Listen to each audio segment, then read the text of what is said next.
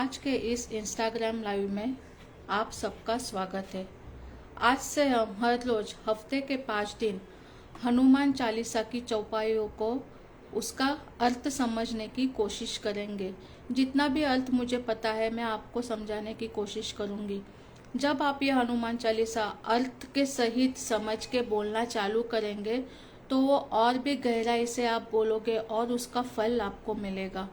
तो चलिए हम चालू करते हैं। हनुमान चालीसा का पहला श्री गुरु चरण सरोज रज निज मन मुकुरु सुधारी बरनउ रघुबर बिमल जसु जो दायकु फलचारी। जय श्री राम। इसका अभी आसान भाषा में मैं आपको अर्थ समझाती हूँ। श्री गुरु चरण सरोज रज मतलब अपने जो गुरु है, सदगुरु है, उनकी चरणों की धूल। रज मतलब धूल। निज मनु मुकुरु सुधारी अपने मन रूपी दर्पण को शुद्ध करता हूँ। मतलब मैं अपने सदगुरु श्री गुरु के चरणों की धूल से अपने मन रूपी दर्पण को शुद्ध करता हूँ। बरनऊ मतलब वर्णन करना। रघुबर बिमल जसु श्री राम रघुकुल के श्रेष्ठ के निर्मल यश का वर्णन करता हूँ। जो दायक फलचारी जो चारों प्रकार के फल धर्म अर्थ काम मोक्ष को प्रदान करने वाला है, ऐसे श्री राम जी को मैं वंदन करता हूँ, वंदन करती हूँ। अब इसका विस्तृत अर्थ ये होता है। इस दोहे में श्री तुलसीदास जी सबसे पहले अपने गुरु को नमन करते हैं और कहते हैं कि मैं अपने गुरु के चरणों की धूल से अपने मन रूपी दर्पण को साफ करता हूँ ताकि उसमें श्री राम के यश को स्पष्ट रूप से देख सकूं और उसका वर्णन कर सकूं। गुरु की कृपा से ही जब हमारे ऊपर हमारे सदगुरु श्री गुरु की कृपा होती है, हनुमान जी की, श्री राम जी की कृपा होती है, तभी ही मन की अशुद्धियाँ धीरे धीरे करके दूर होने लगती है और अपने हृदय में भक्ति की भावना जागृत होती है। जब मन शुद्ध होता है तभी भगवान के गुणों का सच्चा अनुभव और वर्णन संभव होता है। तुलसीदास जी आगे कहते हैं कि मैं श्री राम के उस निर्मल यश का वर्णन करता हूँ जो जीवन के चारों पुरुषार्थ धर्म अर्थ काम मोक्ष को प्रदान करने वाला है। यदि आप हनुमान चालीसा बोलेंगे, श्री राम के गुणों का वर्णन करेंगे तो आपको धीरे धीरे श्री राम जी भगवान हनुमान जी ये धर्म अर्थ काम मोक्ष धीरे धीरे करके प्रदान करने लगते हैं। उसकी गहरी व्याख्या ये होती है कि जैसे दर्पण पर धूल जमा होती है तो उसमें कुछ भी हमको क्लियर नहीं, स्पष्ट नहीं दिखता, वैसे ही जब अपना मन अशुद्ध होता है तो उसमें भगवान की सच्ची छवि नहीं उभरती। भगवान हमें क्या कहना चाहते हैं, हमसे क्या करवाना चाहते हैं, हमारा जन्म किस वजह से हुआ है, ये बातें हमारे मन तक पहुंच ही नहीं पाती।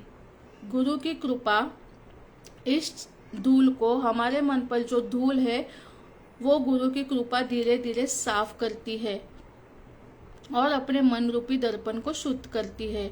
श्री राम जी और हनुमान जी की महिमा को शुद्ध हृदय से देख सके और उसका वर्णन कर सके, इसके लिए अपने मन पे ये धूल है उसे साफ करना बहुत जरूरी है। दूसरे पंक्ति में वो वर्णन करते हैं कि अब मैं भगवान श्री राम का निर्मल यश का वर्णन करता हूँ।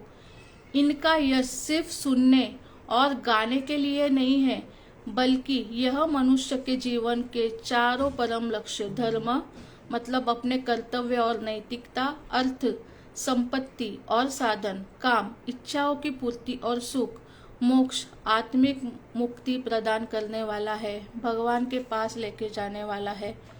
इससे यह स्पष्ट होता है कि श्री राम का यश केवल भक्ति का माध्यम नहीं बल्कि एक पूर्ण आध्यात्मिक ऊर्जा है जो जीवन के हर पहलू को संतुलित करता है।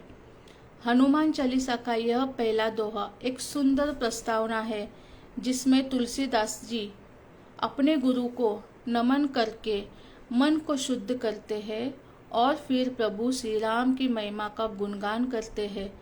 इसमें एक साधक के लिए बहुत महत्वपूर्ण संदेश छुपा है कि बिना गुरु की कृपा और मन की शुद्धि के बिना सच्चे भक्ति मार्ग पर चलना कठिन है। यहाँ पर आप एक बात समझे, जब भी हम हनुमान जी की पूजा भक्ति अर्चना करते हैं, हनुमान जी उनको पुकारते हैं, तो आपका काम इतना जल्दी नहीं होगा, मतलब आपको इतना जल्दी रिजल्ट नहीं मिलेगा। इसके लिए हनुमान चालीसा में तुलसीदास ने एक आइडिया किया है, मतलब हनुमान चालीसा के ये पहले दोहे में उन्होंने श्री राम जी का वर्णन किया है।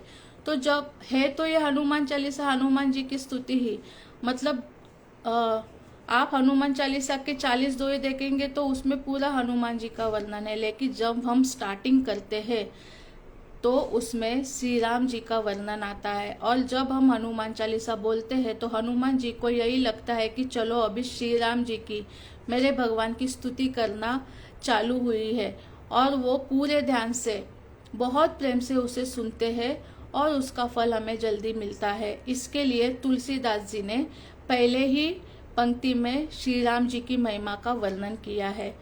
तो आशा है कि मैंने ये जो छोटा सा आपको अर्थ समझाया है, आपको समझ में आया, और आपको हनुमान चालीसा बोलते समय अब आप ये अर्थ अच्छे से ध्यान में रख के पूरी भक्ति भाव से हनुमान चालीसा का पठन करेंगे। कल के लाइव में हम इसके अगली पंक्ति का वर्णन देखेंगे। जय श्री राम।